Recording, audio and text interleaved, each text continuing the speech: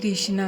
प्रिय भक्तों, आप सभी का स्वागत है आपके अपने भक्ति यूट्यूब चैनल मंत्र पूजा में। आज की इस वीडियो में आप सभी सुनेंगे पावन बृहस्पतिवार व्रत की कथा। प्राचीन कथा के अनुसार भारतवर्ष में एक प्रतापी और दानी राजा राज्य करता था। वे नित्य गरीबों और ब्राह्मणों की सहायता किया करता था, किंतु ये बात उसकी रानी को अच्छी नहीं लगती थी। वे ना ही गरीबों को दान देती और ना ही भगवान का पूजन करती और राजा को भी दान देने से मना किया करती थी। एक दिन राजा शिकार खेलने वन में चले गए। तब रानी महल में अकेली थी। उसी समय बृहस्पति देव साधु का वेश धारण करके राजा के महल में भिक्षा लेने के लिए गए और भिक्षा मांगी तो रानी ने भिक्षा देने से इनकार कर दिया और वे कहने लगी कि हे साधु महाराज, मैं तो इस दान पुण्य से तंग आ गई हूँ। मेरा पति सारा धन लुटाता रहता है। मेरी इच्छा है कि हमारा सारा धन नष्ट हो जाए, फिर ना रहेगा बांस, ना बजेगी बांसुरी। साधु ने कहा, देवी तुम तो बड़ी विचित्र हो। धन संतान तो सभी चाहते, पुत्र और लक्ष्मी तो पापी के घर भी होने चाहिए। यदि तुम्हारे पास अधिक धन है तो भूखों को भोजन दो, प्यासों के लिए प्याऊ बनाओ, मुसाफिरों के लिए धर्मशाला खुलवाओ। जो निर्धन अपनी कुंवारी कन्याओं का विवाह नहीं कर सकते उनका विवाह करा दो। ऐसे और कई काम हैं जिनके करने से तुम्हारा यश लोक और पर लोक भी फैलेगा। परंतु रानी पर उपदेश का कोई प्रभाव ना पड़ा। वे बोली, महाराज आप मुझे कुछ ना समझाएं, मैं ऐसा धन नहीं चाहती जो जगह जगह बांटती फिरूं। तब साधु ने उत्तर दिया कि अगर तुम्हारी ऐसी ही इच्छा है तो तथास्तु, तुम ऐसा करना कि बृहस्पतिवार को घर लीप कर पीली मिट्टी से अपना सिर धोकर स्नान करना, भट्टी चढ़ाकर कपड़े धोना। ऐसा करने से आपका सारा धन नष्ट हो जाएगा। इतना कहकर वे साधु महाराज वहाँ से आलोप हो गए और साधु के अनुसार ही बातों का पूर्व करते हुए रानी को केवल 3 बृहस्पतिवार ही बीते थे कि उसकी समस्त धन संपत्ति नष्ट हो गई। अब भोजन के लिए राजा का परिवार तरसने लगा। तब तक राजा रानी से बोला कि हे रानी, तुम यही रहो, मैं दूसरे देश को जाता हूँ, क्योंकि यहाँ पर तो सभी लोग मुझे जानते हैं, इसलिए मैं कोई छोटा कार्य नहीं कर सकता हूँ। ऐसा कहकर राजा प्रदेश चला गया। वहाँ वे जंगल से लकड़ी काट के लाता, शहर में बेचता। इस तरह वे अपना जीवन व्यतीत करने लगा। इधर राजा के प्रदेश जाते ही रानी और दासी दुखी रहने लगी। एक बार जब रानी और दासी को 7 दिन तक बिना भोजन के रहना पड़ा, तब रानी ने अपनी दासी से कहा, हे दासी, देख पास के ही नगर में मेरी बड़ी बहन रहती है। वे बड़ी धनवान है, तो उसके पास जा और कुछ ले आ ताकि थोड़ी बहुत उजर बसर हो सके। दासी रानी की बहन के पास गई। उस दिन गुरुवार था। रानी की बहन उस समय बृहस्पतिवार व्रत की कथा सुन रही थी। दासी ने रानी की बहन को अपनी रानी का संदेश दिया, लेकिन रानी की बहन ने उस समय कोई उत्तर नहीं दिया। जब दासी को रानी की बहन से कोई उत्तर न मिला तब वे बहुत दुखी हुई और उसे क्रोध भी आया। फिर दासी ने वापस आकर रानी को सारी बात बता दी। रानी ये सारी बातें सुनकर अपने भाग्य को कोसने लगी। उधर रानी की बहन ने सोचा कि मेरी बहन की दासी आई थी, परंतु मैं उससे नहीं बोली थी, इससे वे बहुत दुखी हुई होगी। फिर कथा सुनकर अपना पूजन समाप्त करके वे अपनी बहन के घर आई और कहने लगी, हे बहन, मैं बृहस्पतिवार का व्रत कर रही थी। तुम्हारी दासी मेरे घर आई थी, परंतु जब तक कथा होती तब तक ना तो उठते हैं और ना ही बोलते हैं, इसलिए मैं नहीं बोली। कहो दासी, क्यों गई थी? तब रानी बोली, बहन तुमसे क्या छुपाऊं, हमारे घर में खाने तक को अनाज नहीं बचा। ऐसे कहते कहते रानी की आंखें भर आई। उसने दासी समेत पिछले 7 दिनों तक भूखे रहने की बात अपनी बहन को विस्तार पूर्वक सुना दी। रानी की बहन बोली, देखो बहन, भगवान बृहस्पति देव सबकी मनोकामनाएं को पूर्ण करते हैं। देखो शायद तुम्हारे घर में अनाज रखा हो। पहले तो रानी को विश्वास नहीं हुआ, पर बहन के आग्रह करने पर उसने अपनी दासी को अंदर भेजा तो उसे सचमुच अनाज से भरा एक घड़ा मिल गया। ये देखकर के दासी को बड़ी हैरानी हुई।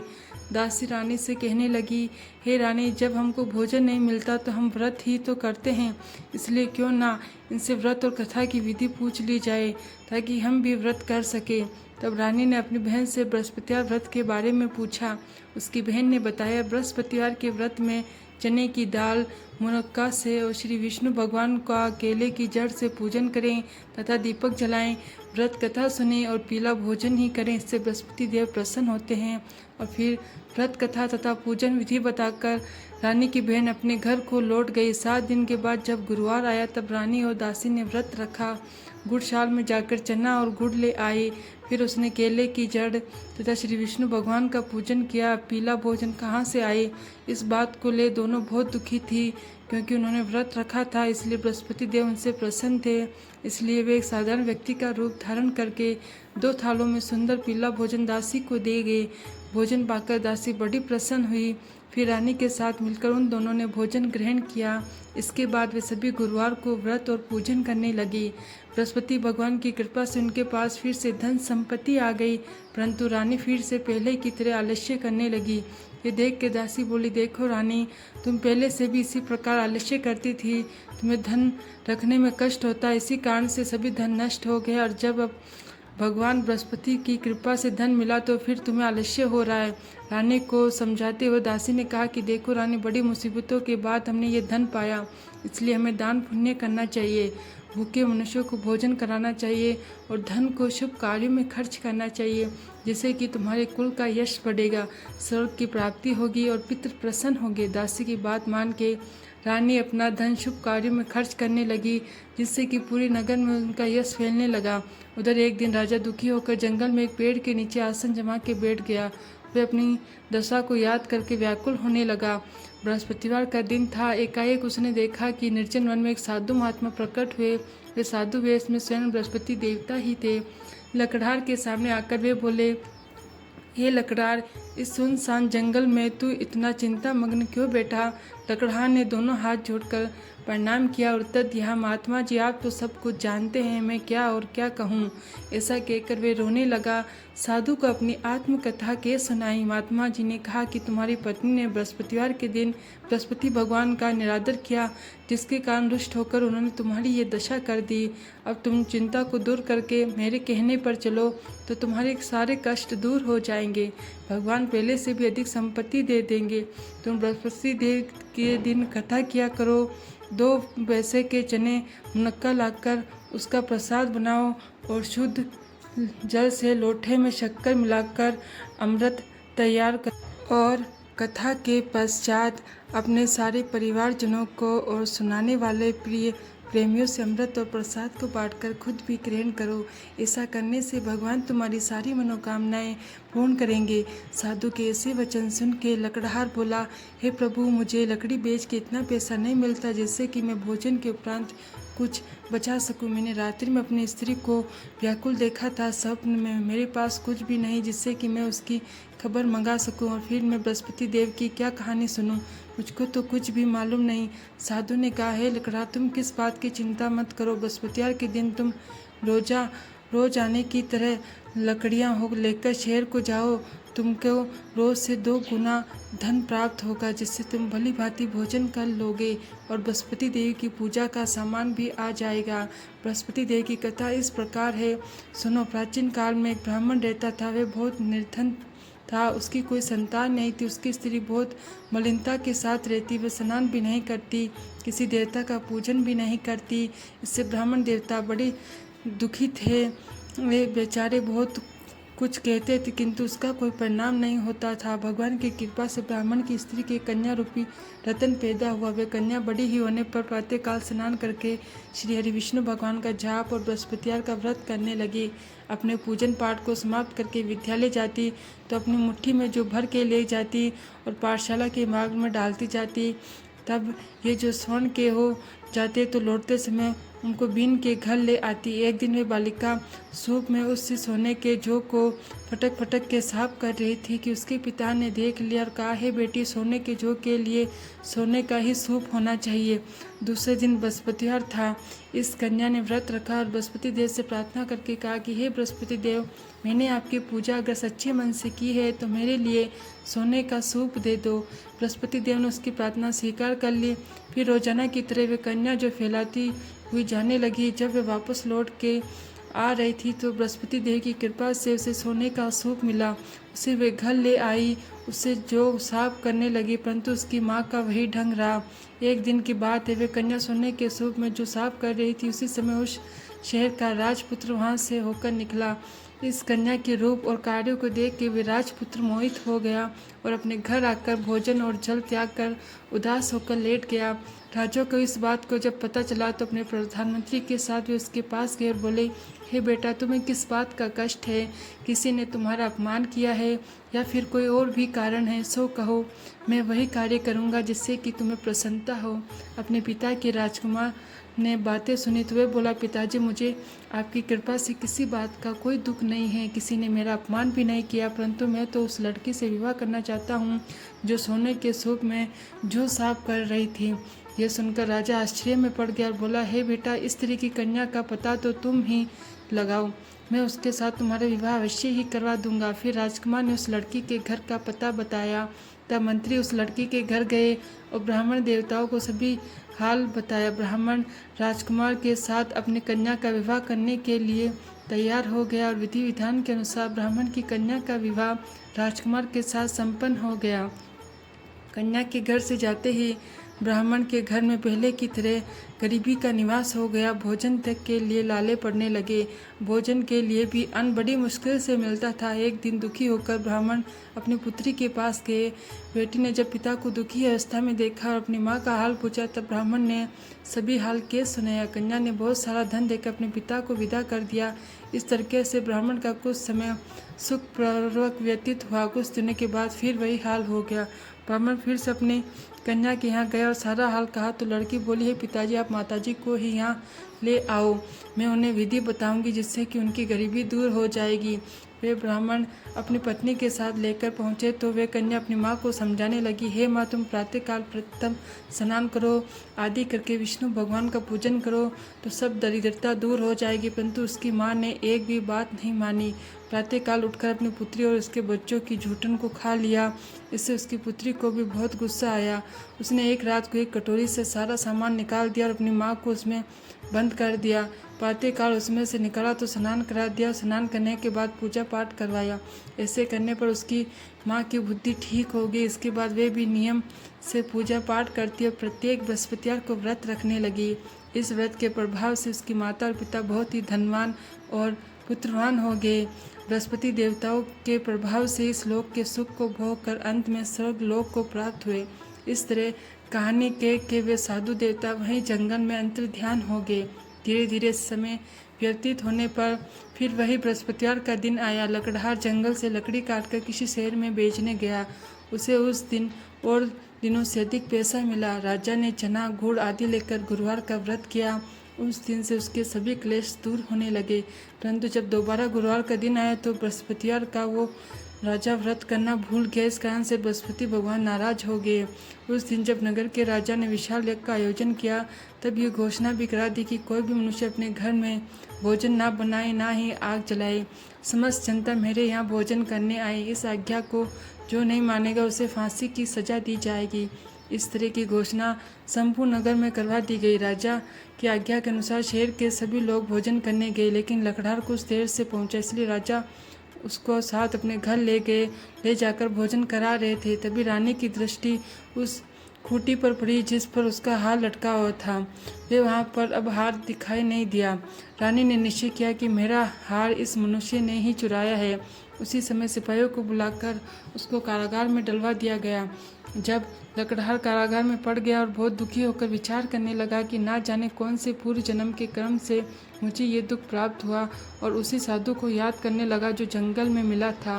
उसी समय तत्काल बृहस्पति देव साधु के रूप में प्रकट हुए और उसकी दशा को देखकर कहने लगे, अरे मूर्ख लकड़हार, तूने बृहस्पति देव की कथा नहीं करी और तू व्रत करना भी भूल गया। इस कारण तुझे ये दुख प्राप्त हुआ।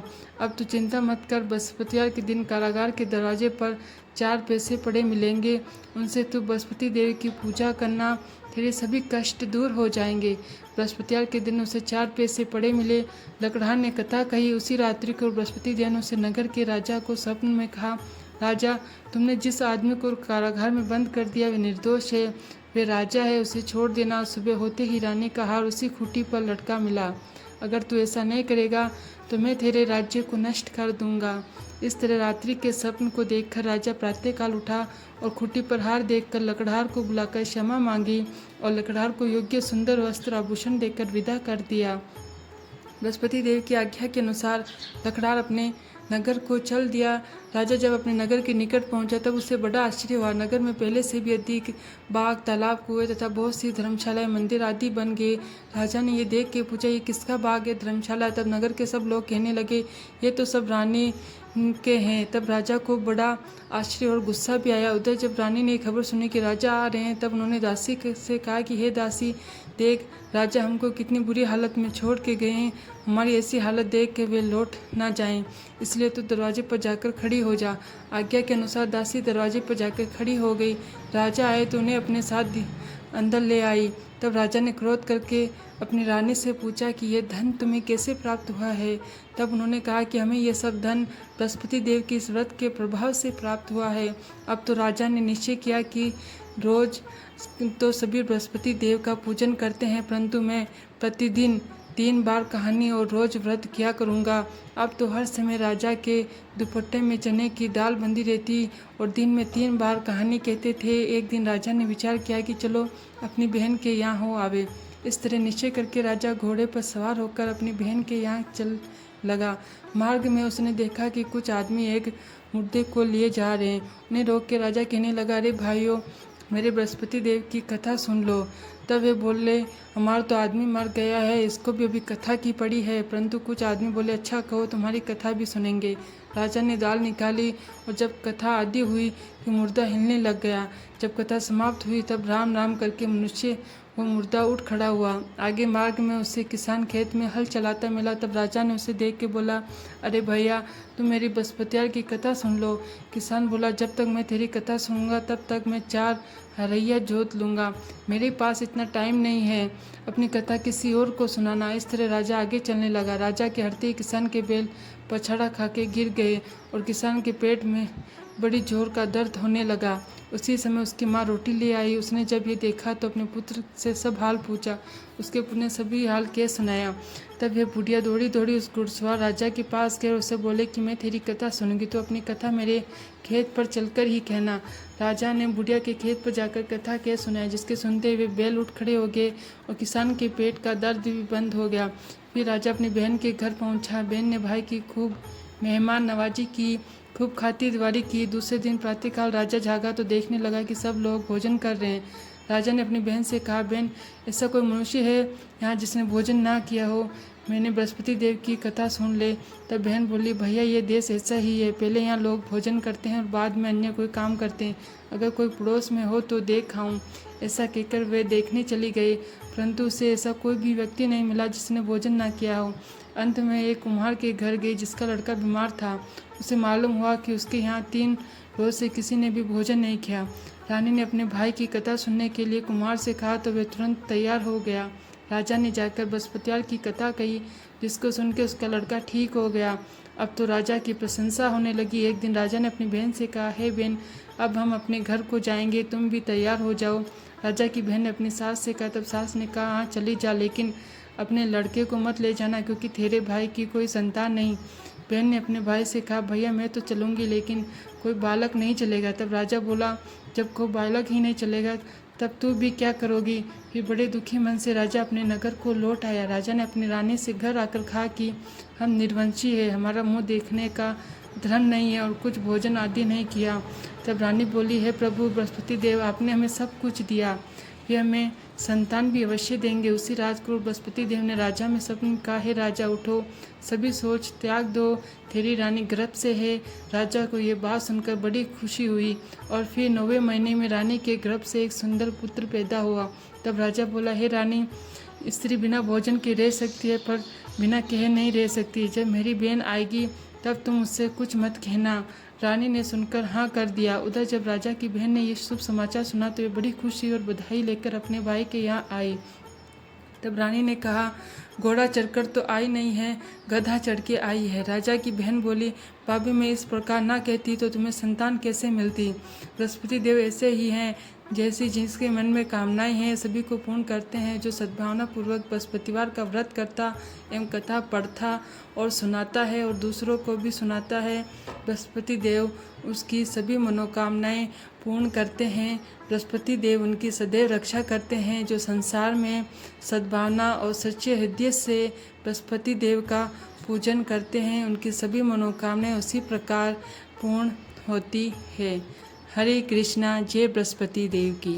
अगर आपको बृहस्पति देव की ये पावन कथा पसंद आई है तो इस वीडियो को एक प्यारा सा लाइक ज़रूर करें। हरे कृष्णा।